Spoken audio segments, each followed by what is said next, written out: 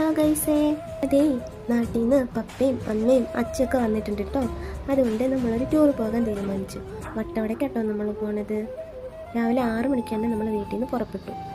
വെളിച്ചമൊക്കെ വന്ന് തുടങ്ങണതേ ഉള്ളൂ കേട്ടോ. 6 പേർക്ക് കാറിൽ പോകാൻ പറ്റില്ലാത്തതുകൊണ്ട് നമ്മൾ കാറിലും ബൈക്കിലായിട്ടാണ് കേട്ടോ പോണേ. അങ്ങോട്ട് കുഞ്ഞു അച്ചും ബൈക്കിൽ, തിരിച്ചിങ്ങോട്ട് ഞാനും കെട്ടിയവനും ബൈക്കിൽ. ഇങ്ങനെയുള്ള കരാറൊക്കെ പാസ്സാക്കിയിട്ടാണ് കേട്ടോ നമ്മൾ പുറപ്പെട്ടേക്കണേ. നമുക്ക് ഒരുപാട് ദൂരം യാത്ര ചെയ്യാനുള്ളതല്ലേ, അതും കാട്ടിക്കൂടി. അതുകൊണ്ട് കാറിലും ബൈക്കിലൊക്കെ പെട്രോളും ഡീസലൊക്കെ അടിക്കണമായിരുന്നു. അതുകൊണ്ട് ഞങ്ങളൊരു പമ്പിൽ കയറിയിട്ടോ.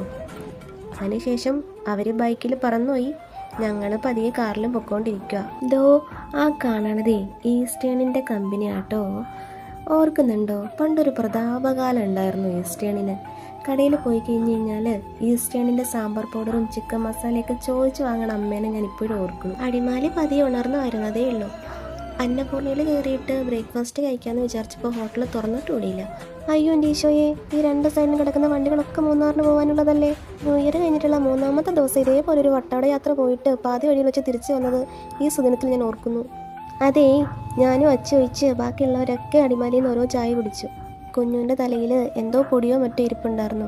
അത് കണ്ടിട്ട് കാക്കക്കാഷ്ടാന്ന് പറഞ്ഞിട്ട് അവൻ്റെ ചേച്ചിയും ചേട്ടനും കൂടി എൻ്റെ പാവം കുഞ്ഞിനെ കളിയാക്കണതാട്ടോ ഇത്. നമ്മൾ വീണ്ടും യാത്ര തുടങ്ങിയിട്ടോ. ഈ റോഡിൽ കൂടിയുള്ള യാത്ര ശരിക്കും ഒരു അഡ്വഞ്ചർ ട്രിപ്പ് പോലെയാണ്. റോഡ് പണി തുടങ്ങിയിട്ട് മാസങ്ങൾ ഒരുപാടായെങ്കിലും ഇതുവരെ എങ്ങും എത്തിയിട്ടില്ല. ഇനി നമ്മൾ ആനച്ചാലിലെത്തി, എന്നാൽ കഴിക്കാമെന്ന് വിചാരിച്ചു. അയ്യോ, ഹോട്ടലിൻ്റെ പേരെന്താണെന്ന് നോക്കാൻ മറന്നും പോയി. ഹോട്ടലിൻ്റെ ബാക്ക് വശത്തു നിന്ന് പുറത്തേക്ക് നോക്കുമ്പോൾ കാണുന്ന കാഴ്ച കേട്ടോ ഇത്. ആ കാണുന്നതുണ്ടല്ലോ ഗ്ലാസ് ബ്രിഡ്ജാണ് കേട്ടോ. പിന്നെ കുറേ കുന്നും പർവ്വതമൊക്കെ കാണാം. പിന്നെ എവിടെ ഇരിക്കണം എന്നുള്ളൊരു ചർച്ചയൊക്കെ നടത്തി ഒരു സ്ഥലം തിരഞ്ഞെടുത്ത് ഞങ്ങൾ ഇരുന്നു കേട്ടോ. എല്ലാവരും കഴിക്കാൻ വേണ്ടി റെഡിയായി. പക്ഷെ ഞങ്ങളൊരു 1 മണിക്കൂർ ഇരുന്നിട്ടാട്ടോ ഫുഡ് കിട്ടിയത്. എല്ലാവരും പൊറോട്ടയും മുട്ടക്കറിയും, ഞാൻ മാത്രം പാലപ്പവും മുട്ടക്കറി ആട്ടോ പറഞ്ഞത്. എല്ലാവരുടെ ഫുഡ് കിട്ടിയിട്ടും എൻ്റെ മാത്രം വന്നില്ല. ലാസ്റ്റിൽ എനിക്കും കിട്ടി കേട്ടോ. പക്ഷേ നല്ല പാലപ്പമായിരുന്നു കേട്ടോ. അങ്ങനെ ഫുഡൊക്കെ കഴിച്ചിറങ്ങി ഞങ്ങൾ ഞങ്ങളുടെ യാത്ര തുടർന്നു കേട്ടോ.